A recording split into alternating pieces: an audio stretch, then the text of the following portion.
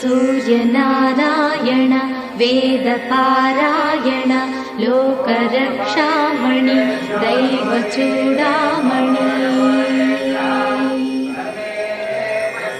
पद्मिनी वल्लभ वल्लकी गानलोल त्रिमूर्तिस्वरूपा विरूपाक्षनेत्र महादिव्यगात्र अचिन्त्यावतारा निराकार दीनापराकय्य ओवय्य बुद्धान्त निर्धूत तापत्रयाभील दावाग्निरुद्रा तनुद्भूत निस्तार गंभीर संभावितानेक कामाज्ञनीकम्बुलंदाटि एकाकिनै चिक्की ఏ దిక్కునుగానగాలేకయున్నాడ నీవాడనో తండ్రి।